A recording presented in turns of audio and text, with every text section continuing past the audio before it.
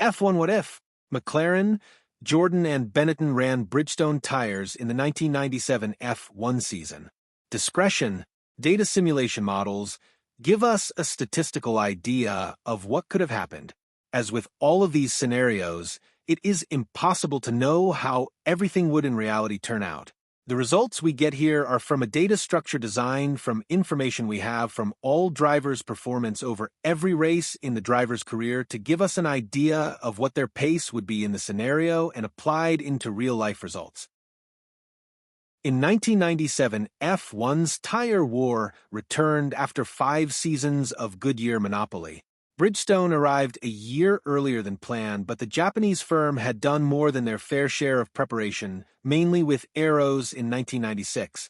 Due to contract agreements and Goodyear's decades of success, none of the top 5 teams from the 1996 season took up Bridgestone tires, and it was left with a reformed Prost and aeros led by defending world champion Damon Hill as their big hopes. Both teams had more success than either have had in decades, with 3 trips to the podium, while a brand new team steward also landed a podium and regularly running in the points against far bigger F1 regulars. So, what if? The 1997 title battle was Williams led by Jacques Villeneuve versus Ferrari and Michael Schumacher, with second-tier teams like McLaren, Jordan, and Benetton getting the Bridgestone advantage. Jordan. Michael Schumacher wins the title in Japan a race earlier than Villeneuve managed for real. As for Jordan Fisichella's mid-season hat-trick of wins in Italy, Austria, and Luxembourg had him 10 points off the championship lead, but just like Frentzen in 1999, the challenge did not progress from there. Ralph also managed to pick up 3 wins, including back-to-back at Jordan's home race at Silverstone and his own in Germany. By winning 5 of the last 8 races shows what Jordan was capable of in a world where former champion Nigel Mansell, who tested the 96 car, or even better Damon Hill, who was also offered the seat joins with Bridgestone tires, we 100% have a title battle with Schumacher and Villeneuve. In the constructors, Jordan finished second, 6 points behind Williams. McLaren. Schumacher wins the title in Japan once again. Coulthard's finishing rate was terrible, but finished all 7 races on the podium, showing McLaren's pace along with their 8 wins. Had they had the reliability, a title win would be very likely. Perhaps if they had given one of their drivers number 1 status, even with the ridiculous reliability record, they could have won the title.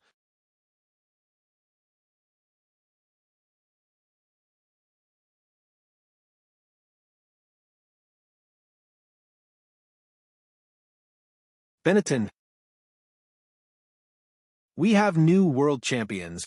Benetton easily win the constructors' title, and Jean Alesi, in what would be the fastest and most reliable package on the grid, beat Schumacher to the title. 5 wins and 11 podiums saw him head to Jareth level on points and wins, but ahead with 2 second places to Schumacher's 1. This all comes down to how you run the race. Mathematically, Berger runs away and wins his final ever race.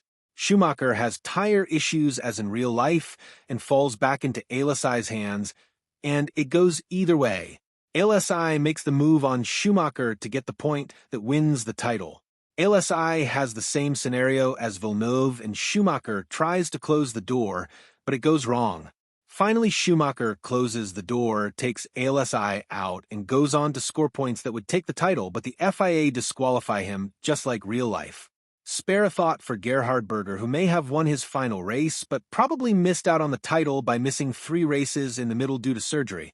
All 3 teams on Bridgestone tires. Amazingly, this would be Schumacher's easiest win, as the 3 additional Bridgestone cars score points all over the place, almost halving poor Villeneuve's points total, who only manages 1 win in Hungary, aided by Damon Hill's aeros failure.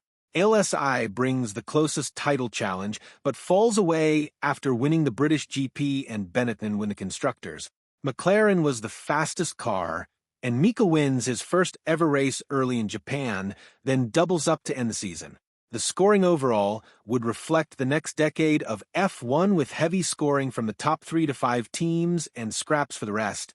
Eddie Irvine scoring less than 10% of Schumacher's points makes Perez look like a competent number 2. Goodyear runner Michael Schumacher would have been the big winner, when most combinations of other teams using Bridgestone tyres.